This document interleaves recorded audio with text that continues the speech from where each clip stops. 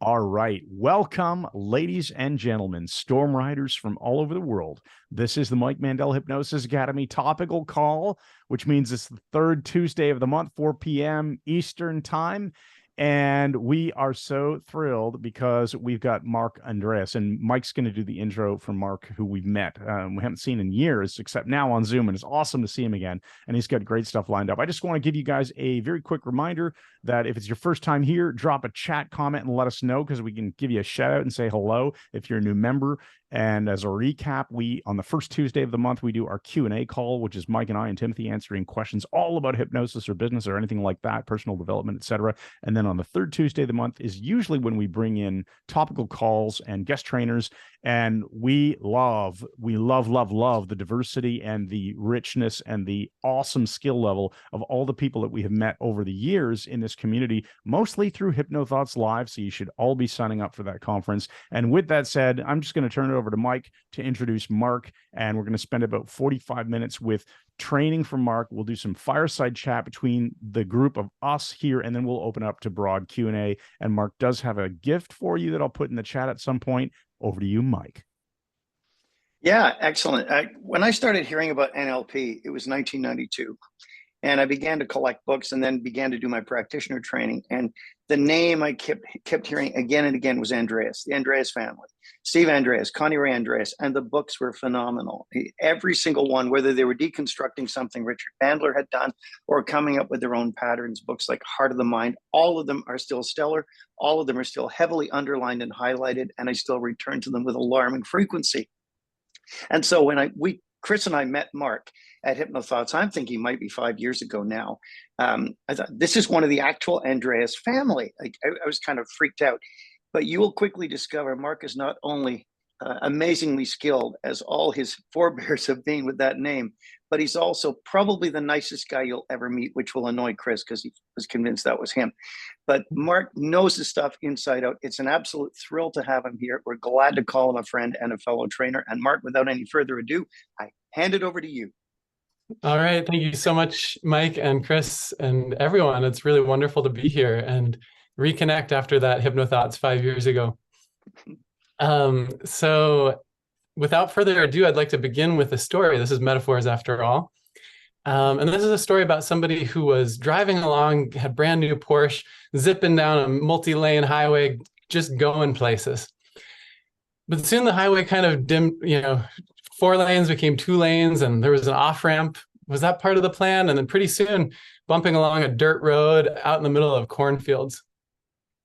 This was not where we were. This is not where I thought I was going. So the guy gets out of his car. He sees a farmer out in his field with a blade of grass in his mouth.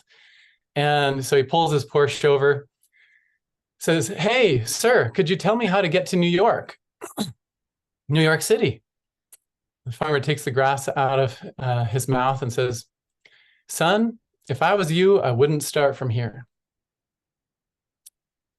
So today, we're going to be exploring metaphors of movement, which is a process developed by Andrew T. Austin from the UK. And we're going to be exploring why our unconscious experiences, our unconscious metaphors for problems or stuck states, and what insight this can give us into why our attempted solutions are not working and what may actually work much better. So to share another story, and supposedly this is a true story, I haven't verified it, but the story is the same either way. There was, when they were colonizing Australia, they thought, hey, it would be really nice to bring a bunch of these songbirds down from England and have them here, a nice ambiance and everything. So they, as the story goes, brought these songbirds down, and the first summer, it was really wonderful. They had songbirds. It's just like home back in England. And then things started to get cold in Australia. Winter started coming in, and the birds all flew south for the winter, ended up in Antarctica. So they had a really great plan. They had a clear goal, a clear outcome, and a good strategy for getting there. There was one thing missing. They didn't think about where they were actually starting. And so in a lot of ways, what we're going to be exploring today, eliciting our metaphors for our unconscious metaphors for our problems or stuck states. Not how we wish it was, but what it's actually like. We're exploring that first thing, which is, where am I actually starting? Because we're all starting in very different places. And some of us sure wish we were starting somewhere else, but we're always starting wherever we actually are starting. And that's different for every individual. So one person's strategy, one person's goal is not necessarily going to work for somebody else if you're starting in different places, which we all are. So if I go online and I purchase a ticket to New York, yeah, I'm going to go to New York. I just buy the first ticket I find that's destination New York. The odds of that plane actually leaving from Denver, Colorado, which I can get to pretty easily, the closest airport to me, are very, very low. So it's really important to consider where we're actually starting. That's largely what today is about. So in a moment, I'm going to be inviting you all to think about some problem situation, some place where you feel stuck, blocked, held back, walking in circles, up to your ears in it, treading water, maybe you're in over your head. And so these are little mini metaphors, these expressions, you hear it all the time in everyday language.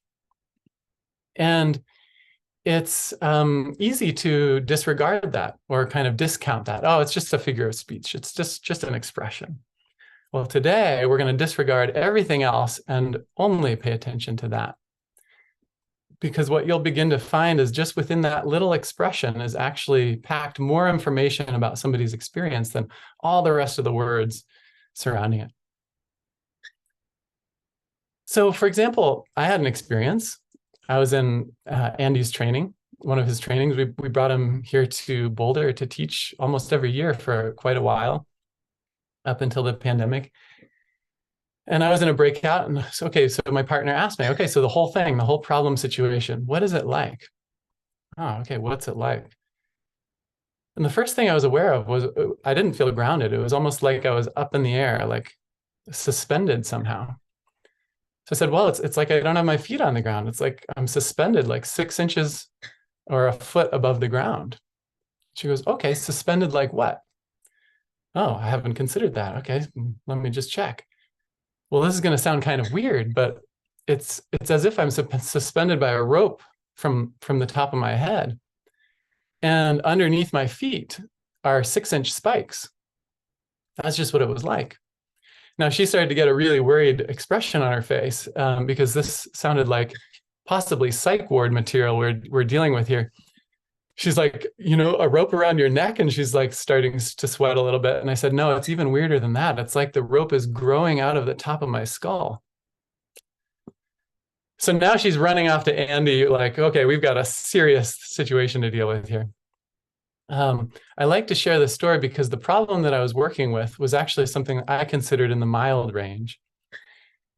And yet the metaphor was pretty extreme, right? And so the apparent severity of the metaphor doesn't necessarily correlate to the severity of the problem.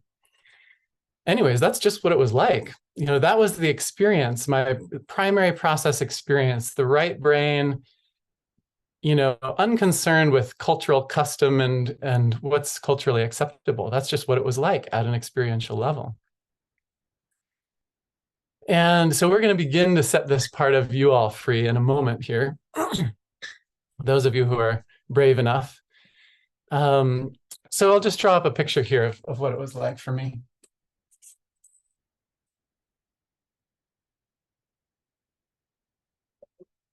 So that's what it was like for me. So in a moment, I'm going to be asking, what is it like for you? And so if you're taking notes, I invite you to just throw away your pen for now. You won't need it for the rest of today. And close your eyes and just notice whatever problem you're thinking about, whatever situation, whatever stuck state, stuck, blocked, held back, whatever it is, trapped. What is it like? Not interested in examples. Oh, yesterday, blah, blah, blah. Nope, not interested in that. What is it like? Not interested in how it makes you feel. Some of you may begin by just noticing, oh, it feels horrible. But yeah, we're not interested in that. What is it like? Or some of you may be tempted to give me consequences or start thinking about the consequences, how challenging and negative this problem is. But again, we're not interested in the consequences. What is it like? What's it actually like? Or the first thing that may pop into your brain is a diagnosis. Oh, it's PTSD or it's ADHD or something like that. But again, not interested in that today. What is it like? And some of you may already have the full thing. Some of you are already jumping to the next stage, which I'm going to ask you to put these in chat in a moment here, and get some of these up on the board. So if you don't want these to be explored with, don't put them in chat. So yeah, for me, I was just aware of, oh, that floating, and then the rest of it started to come. Oh, this rope, that's weird, and the 6-inch spikes, etc. So go ahead and just put into chat. I'm gonna, this guy's lonely up here. Let's put some others up here. What's it like? And just go ahead and share the metaphor. And I know we're gonna get like a flood of things in here, so I'm gonna just see if I can get some of these up. It's not gonna be comprehensive. Okay, floating under, where did I? Here we go. Floating underwater, bubbles escaping. Okay, awesome. So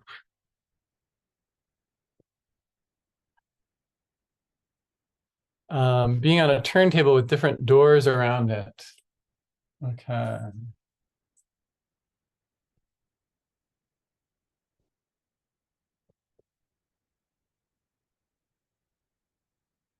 In a glass room or bubble, and everyone else is out there. I'm alone in this space. All right. I'll just go with glass bubble for now.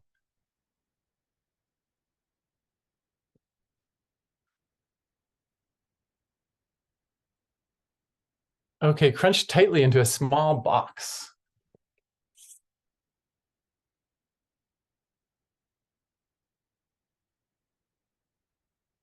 Ah, me too. More than one, crunched into a small box. Holding up a shield and warding off a fire-breathing dragon. Okay. Oh. There's a fire-breathing dragon here. That's a fire-breathing dragon, in case anyone was wondering. That's okay. Good. A dark cave. A dark cave. In the dark cave, I'm assuming? We'll assume that.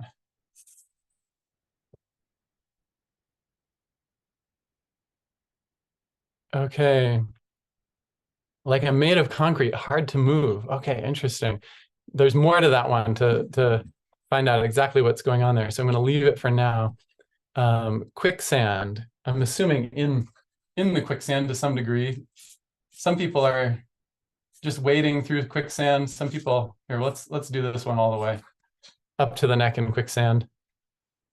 Marbles rolling down a hill. Okay, that's an interesting one. So we've got some element there.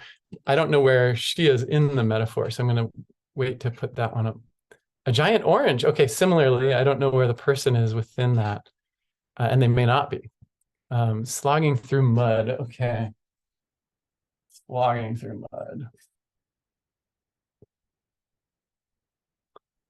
Okay. Cage with an open roof, but bars are solid.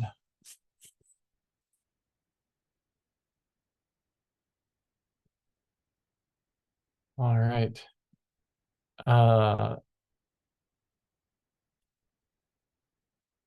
Okay, running around a track in circles. Great.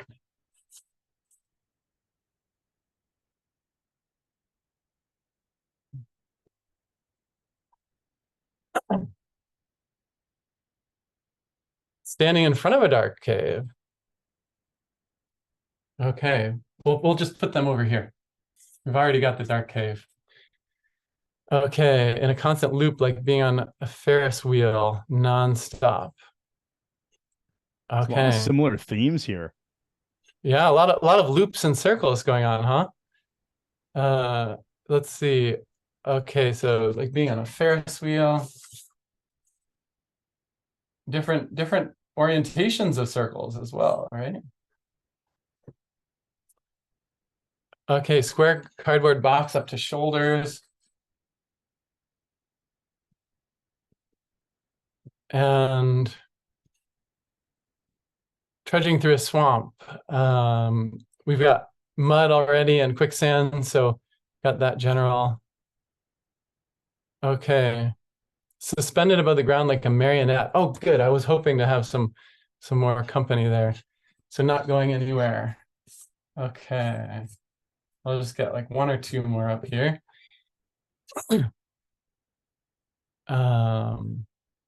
Like being in the middle of an explosion and trying to put everything back together constantly. Oh, okay. So let's see, this one's a challenging one to draw, but here we go. Trying to put things together in the middle of an explosion. There you have it. All right, we've run out of space, so let's go with this for right now, and we have a limited amount of time anyways. So now I'm curious for you all, those who are up here on the board and otherwise, if you gained any insight or valuable insight about this problem experience simply from actually paying attention to the metaphor and not just disregarding it, just from noticing what it's actually like. And go ahead and just raise your hand if you've already gained some insight just from this very simple thing, some insight about the situation. Okay, I'm seeing most people, and most people who have their video turned on. So isn't that interesting? We haven't even done anything yet. So now there's more that we can explore here, because often, and this was true of one client example I like to give, she came in to me and she said, I know I'm creating this myself, but that conscious knowledge hadn't changed anything. And she started going into the whole situation, blah, blah, blah, and then she said, and basically lots of stress at work and this and that, and they keep switching up the schedule, and it's just, I feel like I'm fighting and blah, blah, blah, blah, blah, and then all of the other content. So I ignored the whole story and just picked up on that one metaphor, feel like I'm fighting. So, oh, you feel like you're fighting? Like what? Fighting like what? And she goes, oh, well, now it's tempting for people to go, oh, it's just a figure of speech. Let me tell you more about all the story and the consequences and the examples and the diagnosis and all of the rest, how it makes me feel. But she goes, oh, yeah, what was it? It's fighting like what? I asked. Oh, it's like she said, actually, it's not really like I'm fighting. It's more like I'm on a treadmill, and it's all I can do just to stay where I am. Ah, okay. So on a treadmill, like what? And she said, well, actually, it's not a treadmill. It's like I'm in a hamster wheel. She didn't actually use that word. She said, I'm in a red wheel, and there's wood shavings at the bottom of it. So I knew it was a hamster wheel, but she didn't actually call it a hamster wheel. So it's something like this. Oh. And so that's what it was actually like for her at an experience level. And so then we can start to reflect back in the same metaphorical language and speak the same language that we usually discount, ignore, and disregard. And so I said something along the lines of, okay, so, she also said she was holding on to something on each side. So I said, okay, well, the good news is you've got a handle of the situation. She didn't really like that so much. But I said, basically, you're in a situation where you're looking forward to the same cycle repeating itself over and over and over again. Can some others of you relate here? All these circles going on. And she said, no, I'm not. And I said, well, yes, you are. Look, you're looking forward to the same cycle repeating itself. And she said, oh, God, I guess I am, but I don't want to be. And I said, I know, but you are. She says, okay, so what do I do? I said, well, some people, they don't know which steps to take. They don't know if what the right step is to take, or how many steps to take, or maybe the first step feels too big, or they're up against a wall and they can't go anywhere, can't move forward. In your case, you're taking too many steps. And So I'm curious what happens. There's actually something I told her before this, which was interesting. So I'm condensing this session dramatically. There's lots more that we did within this session. But before I went into a solution, I asked her, what's your sense of the mechanism of this? Why does this keep turning? It'd be a lot easier to stay on your feet if this wasn't turning. And she goes, yeah, I don't know. I get a sense that there might be some kind of mechanism outside it that keeps it going, but I don't actually know what's keeping it turning. And I was very interested by that because I knew what was keeping it turning. Anyone who's owned a hamster knows what keeps this kind of a thing turning. And I said, well, I think the solution to your problem is you need to get a hamster. No, first I said, I think what's turning it is the same thing as what a hamster, the same. I think it works the same way a hamster wheel works. And she goes, I've never actually had a hamster. I've never seen how that works. And I said, oh, okay, well then you definitely need to get a hamster. That's the solution to your problem here, which she didn't like very much. Anyways, she had this idea that maybe it was outside somewhere, but she couldn't see beyond this. And so I said, do you have any other ideas what might be keeping this in motion? She said, yeah, I don't know why, but I just get a sense it's hidden beneath the wood shavings. And I said, you know what? I have a sense it's hidden beneath those wood shavings too. Do you have any idea what that might be? She said, no idea. I said, well, there's one thing that I know is hidden beneath those wood shavings. And I know is hidden beneath those wood shavings. And that's your own 2 feet. And she slapped the side of her chair. She said, oh my gosh, how did I not see that? And I said, well, because there were wood shavings there. And yet that made a big difference to her. So I began to speak to her, matching the metaphor, using common idioms or mini metaphors, and said, this bit about some people don't know the right step to take. Some people have so many steps, they're not sure which to take first. In your case, you're taking too many steps. And by taking so many steps, it's hard for you to just keep your feet underneath you. It'd be really easy for you to fall on your face and get totally spun out. And you're basically looking to the same cycle repeating itself over and over again, unless you make some kind of a change. And so in your case, it's very simple. All you need to do is take fewer steps and find out what happens when you literally take fewer steps. And so she began to do that within the metaphor. And she goes, oh my God, she looked a lot more relaxed, first of all. And she said, wow, it stopped. And the pain that I had in my neck, it went away. When I showed up with a pain in my neck, it's gone now. And the follow-up later was really good for this woman as well. I'll say more about that at the very end. So let's explore some of these other metaphors. So here we are. This person here, he can't take any steps. She's lucky. She could just take fewer steps. He can't take any steps, right? So we can say things like this and just reflect it back. So this is a person who can't take any steps in the right direction. They have no steps left they can take, no way of moving forward. He's just totally in suspense and in limbo here, totally ungrounded and unable to make progress in any direction. There's no way he can get out of this. Totally stuck and in suspense. The only problem is, I wouldn't say this because I'm a nice person, but you can understand how somebody might say that this may be his way of using his head to just stay above it all and not really get the full impact of what's underneath this. Because the thing is, this puts him in an elevated position where other people are going to look up to him just a little bit. And, I wouldn't say this, but other people are going to notice the fact that puts him in a position where he's going to be looking down on others a little bit as well. And in this position, he's just really not getting the point. And there's actually a lot of points that he's not getting here. So, and I wouldn't say this either because I'm a nice person, but you can understand how others would clearly see that this is basically all due to the fact that he's attached to something that's way over his head.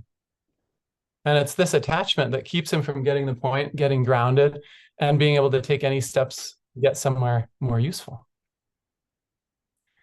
Now, every one of those idioms perfectly matches my experience of that problem situation.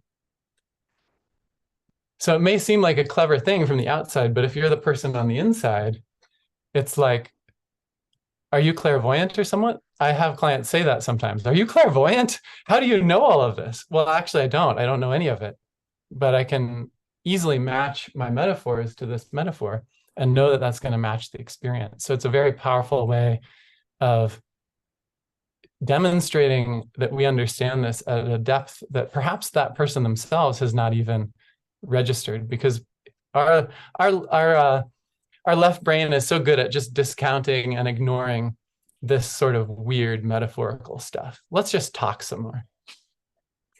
So we can start exploring some of these idioms with some of these others. So this person's way in over their head for sure, and they're losing air. Pretty soon, well, basically they're not able to breathe. Pretty soon, this might be their last breath. And I don't know if they're going under, but they're definitely in over their head. And perhaps they're sinking deeper. Now, if I gathered some more information, I would have more to give, of course. I don't know if they're sinking or staying stable, that sort of a thing. Here's somebody who's also in a bit of a spin. There's lots of doorways, lots of options, lots of openings. And so there's lots of possibilities, and yet staying in this position, not making a choice of where to go, keeps them constantly in a spin and kind of spun around and disoriented.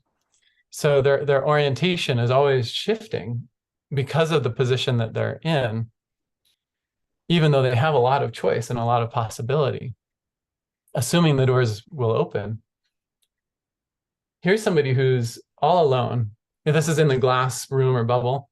So, well, alone in a sense. There's others there, but there's something that comes between them. And this is somebody who's very easily seen but not heard, and vice versa.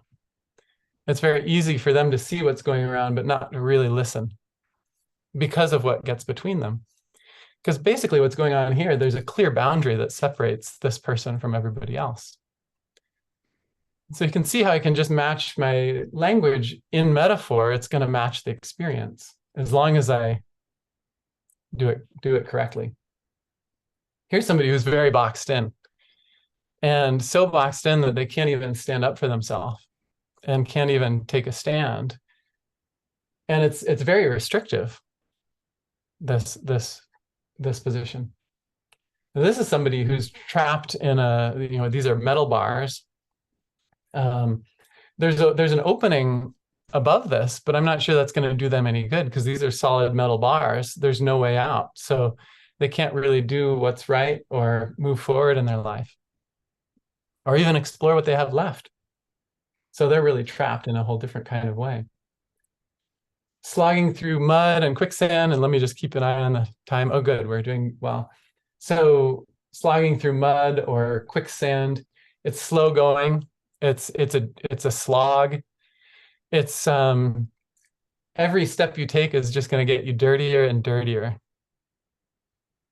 Some people decide it's better just not to take any steps at all in such a situation. But then you might end up just sinking into it even deeper. All right, a shield. So this person has the equipment, perhaps, at least has something to ward against what's coming at them. And they're really facing a lot of heat. And an epic amount of heat.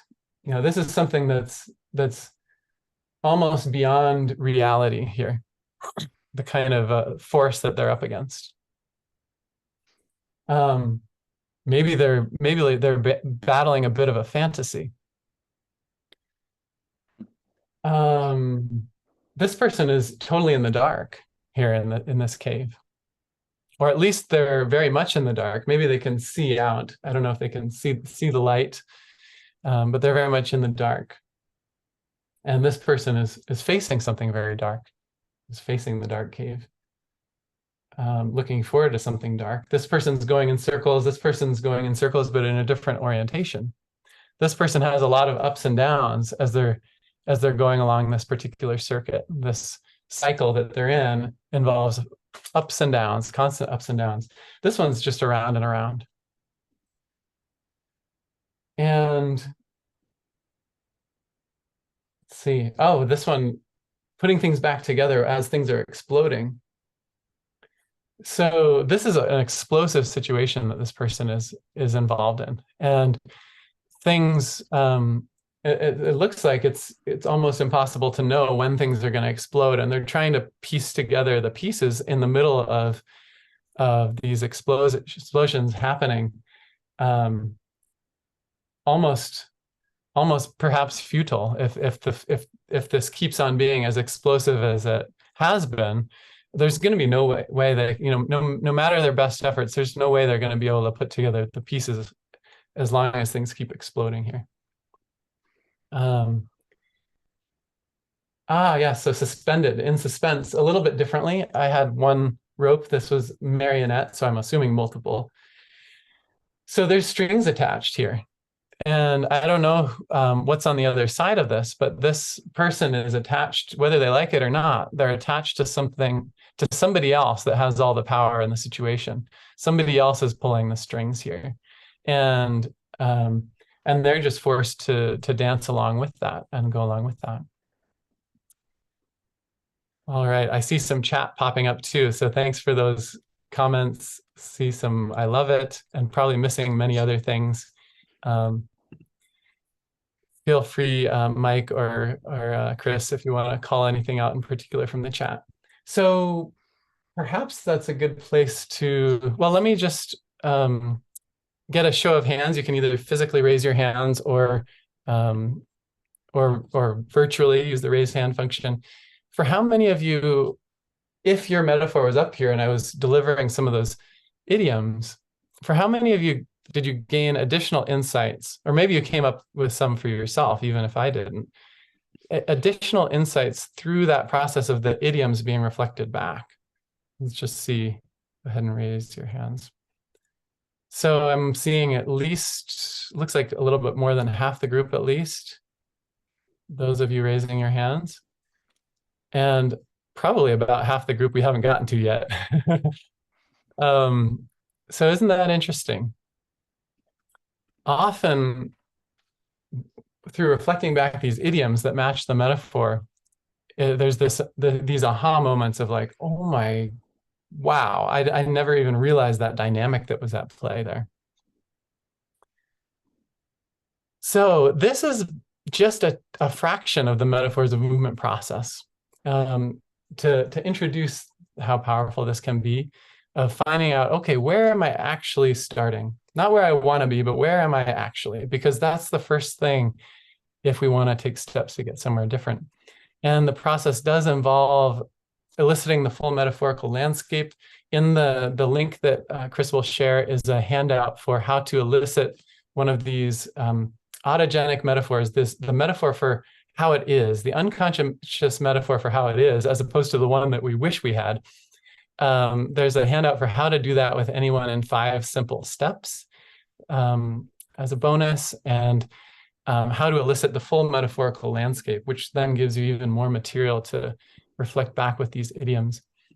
And then, of course, the full process involves all sorts of more ways of exploring and interacting, depending on the category of the metaphor, whether there's you're coming up against obstructions, whether you're carrying a burden, you're going through a contamination like mud or quicksand, whether you're up high or contained in something. There are all these categories that mean specific things. Darkness, hurts, stabbed in the back. We didn't get any potential hurt here. So with that, I'm curious to just, if anyone would like to share or ask a question, or share your experience of just this beginning part of it, just eliciting the metaphor and beginning to start to reflect back some of these idioms. Would anyone like to share or comment I think we've got about Tatiana's 8. got her hands up, so I guess she's the first to volunteer. Okay, great. Go for it, Tatiana. Thank you for this. Very fascinating. I've had this feeling, this metaphor, and I really, when you said I'm seen and not heard, it's like, oh my God, that's what it is. And it just flashed in my eyes how I have been feeling like that. I've even said it, but didn't realize it. So it was very fascinating to me. Great. Thanks for sharing. Anyone else like to share? And one question. Yeah. Can I ask a quick question? When you work with a client, I'm assuming you elicit more, you ask more, or do you actually tell them like you did here, and then just see where they go from there? So yeah, so working with a client, it'll be like that handout that I sent you. So we'll elicit this part, what's it like, and then we'll go, okay, and what's left, what's to the right, what's in front, what's behind, what are you standing on, what's up. So we get the full metaphorical landscape as well as the what initially pops up, and then you'll have that much more to go with in reflecting back the metaphors. And then there's a whole bunch of more stuff we do in the full process as well that we just don't have time to get into today. Thank you. Yeah, you're welcome. Anyone else like to share? Michael's got his hand up. Great. Go ahead and unmute yourself, Michael. Hey, how's it going? How's it going, everyone? How's it going, Mark? Oh yeah, first off, I'm a huge fan. I think I got all your guys, your family's books. It's just on standby here. I think anywho, I when I was hearing the one about being stuck in the mud, mine was being stuck in a swamp. And I don't know if it's right or correct or anything, but in my mind, I immediately was like, well, how do I get out of the swamp? Like, well, the key is to get out of the swamp. And I'm like, well, the way to do that is just to set you need a sturdy path. I'm not on a sturdy path. I need a sturdy path. So like what popped in my head was like, well, what would create a sturdy path? You know, like it has to be a good, strong, clear, like a strong goal, something that I'm really, you know, just a strong goal in mind, you know, is going to get me out of the swamp. So, you know, that's kind of just what popped in my mind. And I kind of imagine like almost like a dock forming. Like what would form a dock for me to be able to walk out of this swamp like easily and gracefully and so some things started popping up. So okay, great. And so this is generally it gets this kind of work. It gets people thinking. Often people's experiences like leaving a session is like, well, wait, you didn't give me the answer. But then they start thinking and things start, you know, it's something that it's hard to just forget about. What do you mean? I'm still in the middle of a swamp here, and things start working as opposed to leaving a session with a sense of, oh, it's all tied up in a bow now and I don't have to think about it anymore. Yeah. So it tends to enable a process to start within somebody and trust that their resourcefulness is going to start coming up with solutions, as opposed to me, the practitioner, coming up with something. And in this particular, you bring another point in this way of working with the metaphors of movement process. What we do is we don't change the metaphor. So we don't actually say so if somebody were to say that in a session, I'd say, okay, great. Yeah, that sounds wonderful. The problem is, where are you going to get that? You're in the middle of a swamp. Okay, I see. Right? So we could just deny your reality and pretend like you have a nice, clear, stable path, but you don't. Truth is that you don't. And then we'd let somebody kind of stew on that for a little bit. Now, this brings up an interesting point, which maybe we'll have time to discuss a little bit later about, you know, this methodology of not changing the metaphor, but rather really connecting with the experience as it is. And oh, you just jumped from view. Is Mike still there? Okay. Well, okay, great. Awesome. I thought you were moving on, so I just removed the spotlight on him. It's back. Oh, got it. Okay, cool. Suddenly all I could see was myself, and I wondered if I got disconnected. Okay, great. So in the metaphors of movement work, what we do is we explore what steps or lack thereof, and there's a few other moves that we go into, as opposed to changing the metaphor. It's awesome. And oh yeah, one more thing. I feel like this is really good for I think especially good for someone who's like extremely analytical, kind of like myself, always just kind of like analysis paralysis. Yeah, It kind of just yeah, jumps to the right brain, like, hey, let's get the right brain involved and get creative. So I yeah. don't know. So it's I really, found that. really Yeah, I have a client currently that where we tried other methods and very analytical. It was super challenging, and we've just been doing all of this metaphor stuff ever since. thank you for this. Very, very interesting. Yeah, you're so welcome. So I think we're getting close to our official first 45 minutes here. So let me just kind of wrap up this story real quickly. This was an interesting one. And again, this is not to, I always caution that just because this is kind of an amazing story of change, this is not always how it goes. You know, not every problem has a nice, neat, easy solution to it. So another thing in the metaphor work, the metaphors of movement work, is to be really sure that we're not seeing this as some riddle that has an easy answer, or that is a problem for us as the practitioner to solve. It's to actually acknowledge this experience that often the person and all of society has been ignoring and denying, to actually acknowledge and pay attention to it, and trust the person's resourcefulness to figure out where to go from there, what to do from there, rather than trying to impose some kind of simplistic solution to it. And when others have that temptation to come up with what may be an overly simplistic solution, to challenge that, be the devil's advocate. Yeah, it would be nice to have a nice sturdy path through the swamp, but where are you going to get that? You're in the middle of a swamp.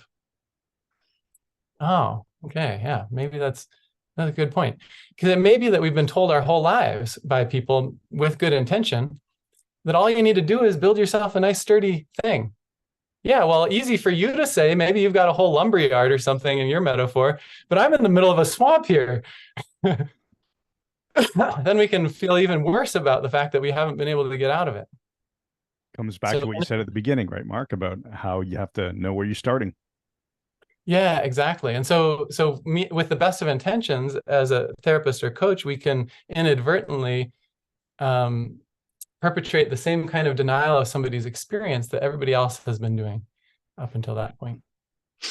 So that's one of the things I love about this work as well. So anyways, really quickly, so with this woman, she was actually having, I mentioned this to Mike. He's also shared some of the really dramatic results from the mindscaping, which I'm guessing a lot of you have explored, and a wonderful, totally other elegant way of working with metaphor. Anyways, that was a little digression. So to finish this story, she was experiencing dangerously high blood pressure spikes. It wasn't just stress. It was at a physiological level where her Western medicine doctor was doing everything she could to bring the levels down, and the medications weren't working. She would have these dangerous spikes every afternoon. We did a lot of other work as well, but this was a key session for her. And she said I think 3 weeks later, follow up, she said, the interesting thing is my life has actually gotten, there's been even more added to my plate in terms of what I need to be doing. So that hasn't gotten better. The external situations got worse, if anything.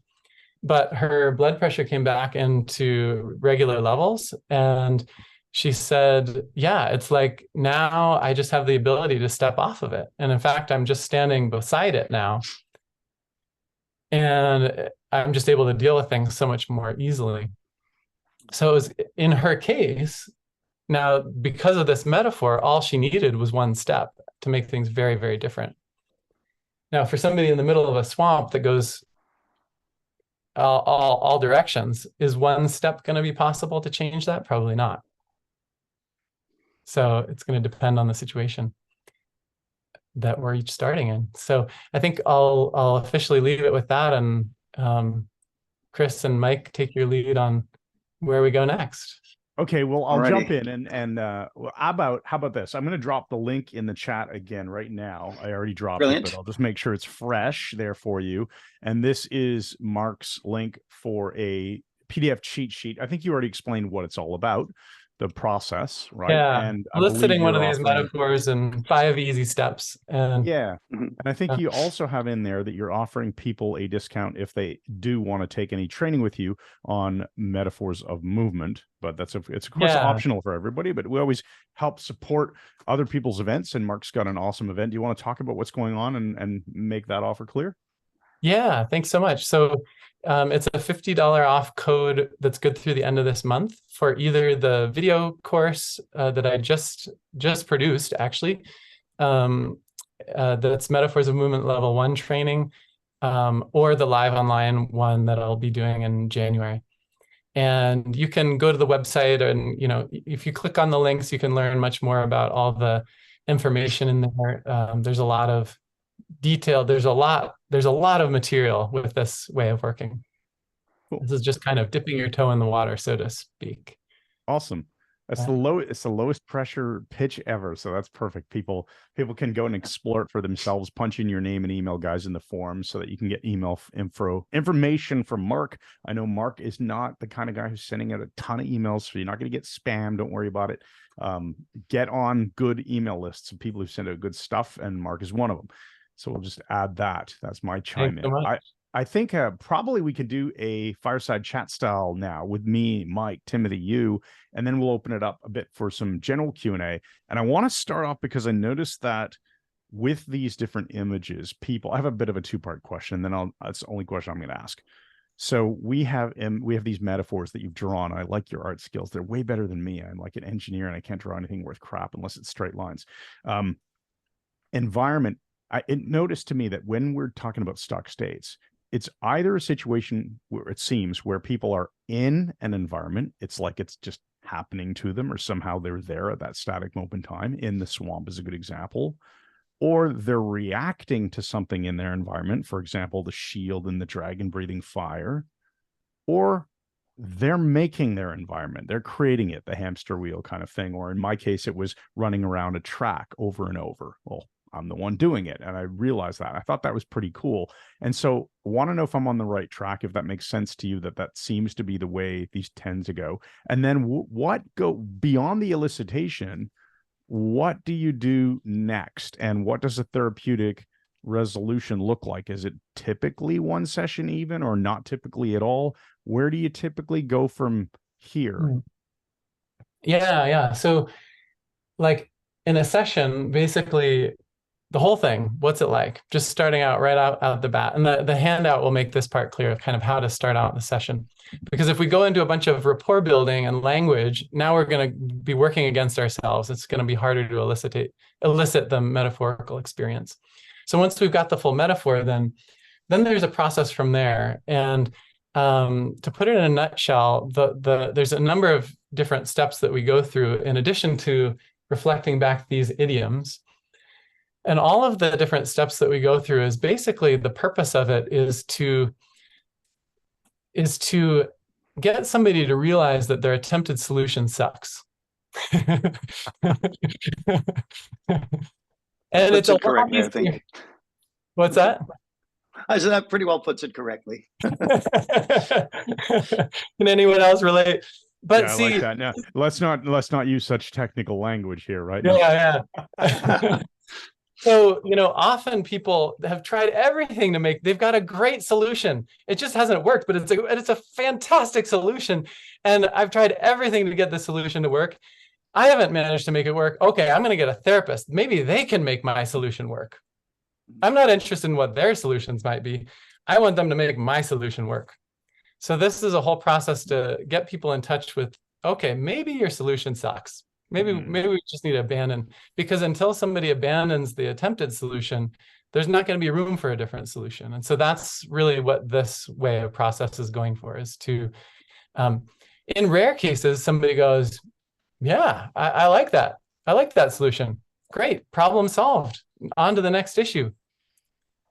So there's a number of moves. One of them is, we probably don't have time to get into, but it's to, well, okay, I'll do it. I'll guide you all through it really quickly here. So for whatever your metaphor is, I invite you to close your eyes, and Now, in real life, not the metaphor, in real life, what's your attempted solution to this problem? Just notice whatever the first thing is that comes to your mind. Like, go to a seminar with Mark, for example, or read a book, or take some deep breaths. Whatever the first sentence is, just stop there after that first sentence. Now, imagine we're going along a strange road. Well, let me give you a few more moments. Think about, what's your current attempted solution in the real life situation, not in the metaphor, in real life. And if you feel like throwing some of those in chat for everyone's benefit, feel free. Actually wait on that, because I'm going to guide you through the next bit. So now close your eyes and think about, now imagine we're walking along a strange road, and it's a strange road because we come across this person who's hanging from their head over a bunch of spikes, and this other woman's in a hamster wheel. Somebody else looks like they're drowning under the surface, and etc. All these things. So whatever your metaphor is, you come across the scene of this poor, unfortunate person in this situation. But it's okay. We're experts. We know exactly what to do. And now tell that person to do what it is you do in real life. Just read books. Just come to a 45-minute presentation with Mark. That should take care of it. Or whatever it is. Just take deep breaths. Just try again. And then just notice, would that be good advice to give to that person who's slogging in the middle of a swamp? Just read a book. Or the person who's on a hamster wheel, just put one foot in front of the other. Would that be good advice to give? And if anyone would like to share, I don't know if we have time for that, but that's one of the moves around helping pop out that experience of, okay, maybe my attempted solution to this is not actually working out very well. Oh, my advice would be ridiculous, Lauren says. I'll throw mine out there, Mark, because I was the one with the, so I'm now imagining myself walking down this strange road, and I see another me walking on this racetrack over and over in circles. And my solution in real life to that, to the problem is to do other things in our business that don't make me feel like I'm just constantly repeating the same thing. And then it worked its way into the metaphor. I put up a sign that had open hours for the track. You can't do that crap unless it's certain hours of the day. Okay, interesting. I don't know if that's part of the process, but in my mind, the metaphor is like, get off that racetrack and go explore other roads. Okay, great. So sometimes that happens where things start shifting spontaneously within the metaphor. That's one thing. As a practitioner of the metaphors of movement work, though, we don't advise to do certain things. We just kind of deliver the bad advice. Okay, so just do different things. Keep walking in circles. Just do different things while you're walking in circles, right? Would that be good advice to give? And then invariably, no, that's ridiculous. And sometimes then people's experience is something like what you share, where it's like, oh, some things are shifting now, and in the metaphor. Other times the metaphor itself doesn't shift, but somebody realizes how they're going to shift themselves in it. And that's the next part of the process, the movement part of it, which is then inviting somebody to explore a simple step in a direction, or a few other simple moves that are about the person rather than the surroundings. Cool. Yeah.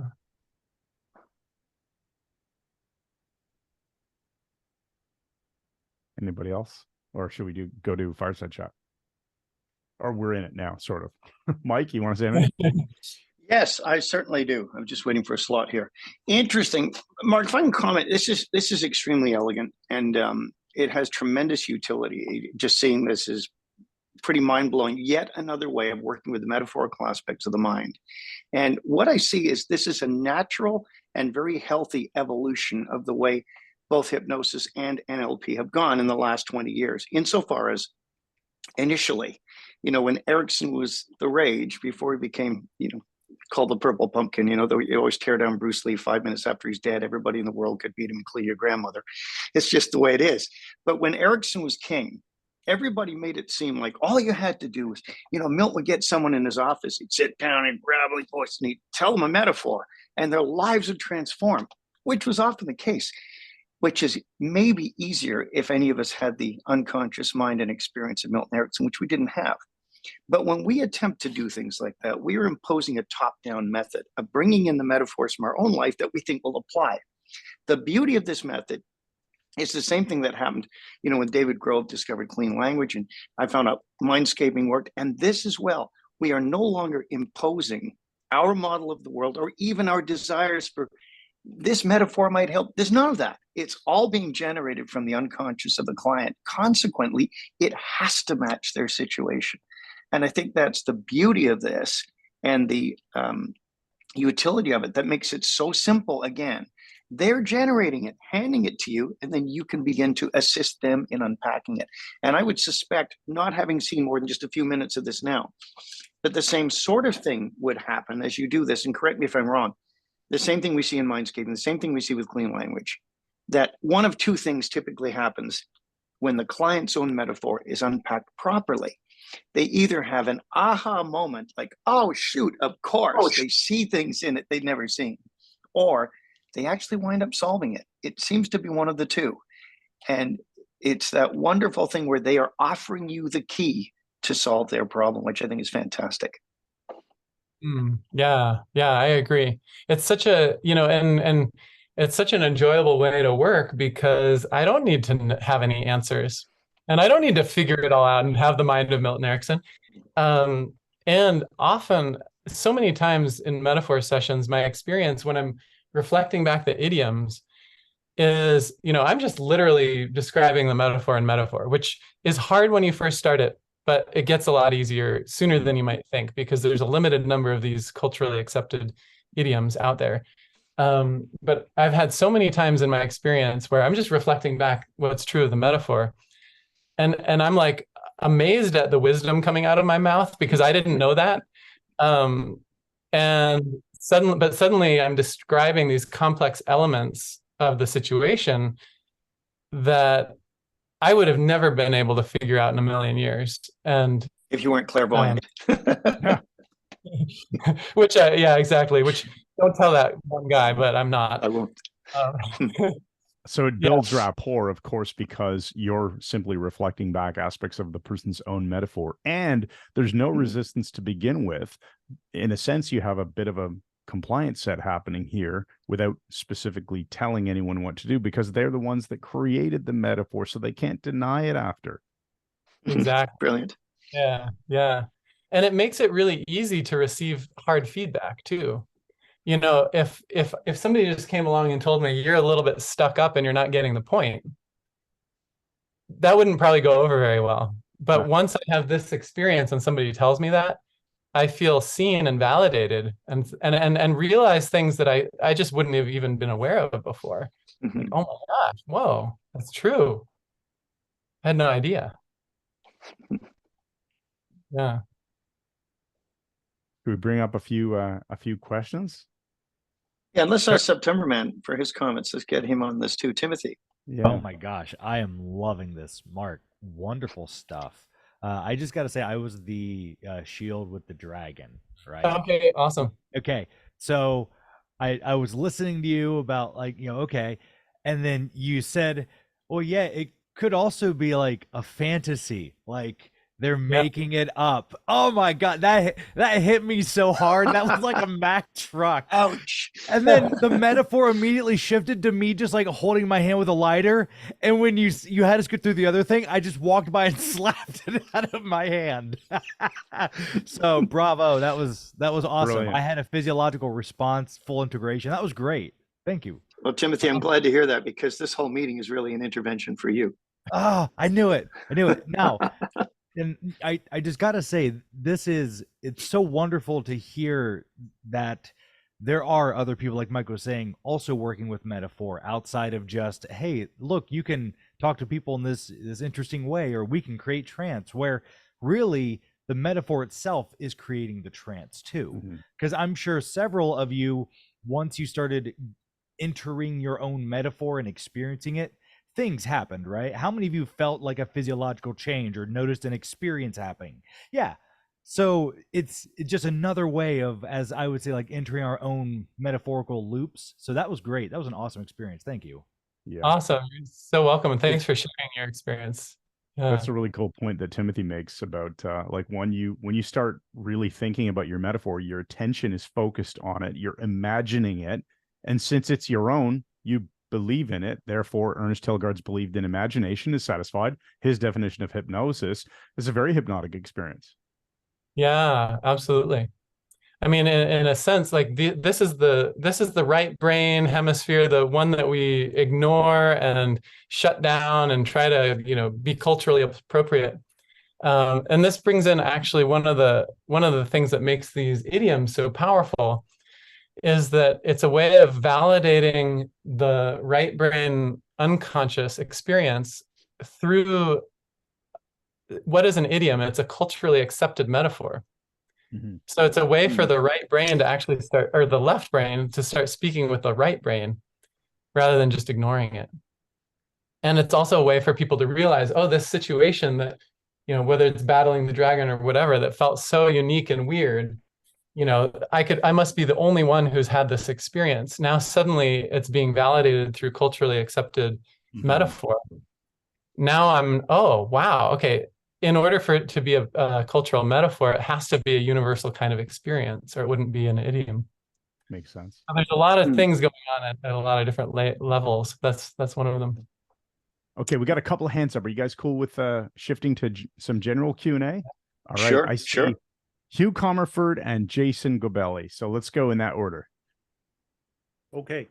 It's hey Mark, it's more of an observation, but what really the two pieces, and I think that Timothy and Chris really touched on it, that I have no resistance to the metaphor that I've created. And your fleshing out of that metaphor is kind of taking test shots to say this hits, this might be sideways, but it all hits at an unconscious level. So if NLP works by metaphor, this is just a metaphor that I'm kind of finding my way into. So that's the first piece. The second piece that I found really insidiously awesome is that by drawing, yeah, I know Mandel, Comerford, by putting it up and drawing it, I get sucked into third position. Yes. Without any resistance whatsoever. So I'm being pulled into resource. I'm being pulled into innovation. I'm being pulled into a how-to framework. And I have distance and I have agency now. When I'm in the swamp, I have no agency. When I'm looking at the guy in the swamp, now I have some agency and I can see Brilliant. it. And I may have a more constructive approach or constructive choice as I'm distant from it. So I just wanted to unpack that because there's a couple of cool pieces there. So, but it's awesome. I love it. Almost as good as Mindscaping. Yeah, if you haven't checked out Mindscaping, maybe you all have already, but I just had the pleasure of checking it out and really enjoyed it. Really elegant. Particularly the one of the things I loved in particular, just to throw a shout out to you, Mike, is the monument. Putting yeah, we don't want things to come back. Yeah. It's the same really when we remove something. When Carl Smith always talks about backfilling, we take out horrendous grief or something through whatever means, and then we backfill that space with all the positive stuff to keep it out. So I guess it's the same thing again, just a different approach.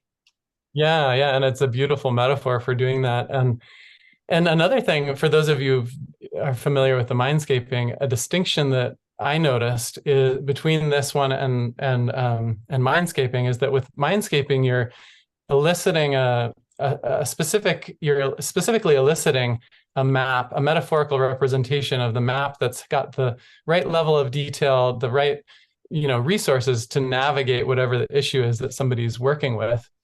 And which I think is brilliant. And just for people to be aware of the distinction between that and what is the problem experience like? Those are two different things.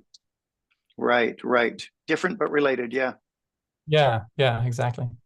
All right, I got Jason up on the screen here now, so let's get you to unmute yourself, Jason. Hello. Hi, I just want to thank you because that was pretty awesome.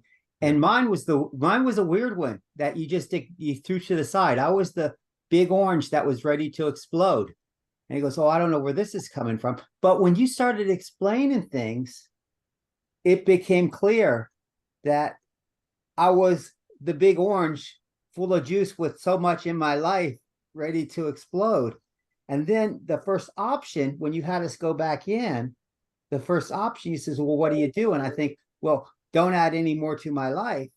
But then later, when you asked me to ask the guy and help the guy, I said, well, why don't you put this inside a drain to help get rid of some of that juice so there's not so much pressure? So it was interesting the way that that was brought around. And I just wanted to thank you. And I thought that was pretty awesome, the way that it happened. Because even though you didn't explain it, by explaining the others, the metaphor just sort of unraveled. Because at first I thought, well, why the hell did I think of an orange? Yeah. And then when you started explaining things, it became clear that it's like, oh, dude, that's exactly what's going on. You just got so much, you're just getting full and full and full, and you can't add anymore. You got too much going on. And yeah, interesting. And this is a great example of a common dynamic that comes up with this work too. You don't need this because you've already figured it out, it sounds like. But just for everyone else's benefit, if somebody says something like, oh, it's like I'm an orange, or something like that, where of course we're not an orange, we're a person, you can already see a little bit from how Jason's describing it. He's gesturing out in front of him. So my guess is that what the metaphor was like is that you're actually seeing yourself as an orange, or you see the orange out there in front, and you've been strongly identified with that orange, but you're not the orange. And that's a really, really useful distinction, because as long as you think you're the orange, you know, it's whatever you come up with, it's not going to work, because you're here looking at the orange. wow. So you're looking forward to that orange, you're strongly identifying as that orange, but you're actually not the orange, you're the one who's right here. So you're not actually exploding is the good news. It's what you're looking forward to that's exploding. And this distinction can be really helpful within this metaphor work, because often people are trying to solve the situation as if they are that thing that they're actually not. And so then you can realize, okay, so where are you standing in the metaphor? What are you standing on? What's to your right, left, etc.? And you might actually have a lot of options, or you might be in a worse off situation. I thought I was the orange. So that's interesting that you made that clear to me now. Yeah. So that's very different. You know, what you've been looking forward to is very juicy and about to explode, but it's not you. Nice. Yeah. That's cool. Okay, we've got, let me bring Mihai up here into the spotlight, and I'll add you. Okay, go ahead, Mihai. Your next question. Yes, first, thank you very much. This helped me figure out a riddle that stayed with me for a very, very long time. And the solution just came to me, so very, very helpful. Cool. Question would be, are there any suggestions dealing with resistance? Like, do you have clients who have a hard time coming with a metaphor, with an image? I don't. And so if you follow in the PDF that I sent you, the how to elicit the metaphor in 5 easy steps, right. There's included in that is like verbatim the kind of, there's a couple of very useful story examples that you can share. That if somebody, so initially, yes, very common for people to be like, what are you talking about? What do you mean? What do you want from me? What do you mean the whole thing? What's it like? What are you after here? And people often get very confused, and that's okay. To let people get a bit confused can be a useful, actually, way to begin. And then there's a series of a couple stories, examples. And so in that PDF shares exactly how to do that. And what I find is that after delivering those stories in that exact way, which set up a bunch of different things, then everybody gives a metaphor after that, in my experience. Thank you. Yeah, you're welcome. I was just going to do a little poll here for the audience there to see I'm testing out the Zoom polls, but I'm going to take a break because I got to run the meeting here. So thank you for that, Mihai. That was a great question and great answer. And let me just remove your spotlight. Anybody else? Otherwise, we'll just wrap it up here. I guess there's no more hands up. So maybe just some closing remarks. Mark, obviously, you've got a digital course on this that you said you just filmed, and you're doing a live one on this. What is the difference? Is it just a live experience with is it in person? Is it breakout? Is it how does your live experience differ from someone just buying the videos?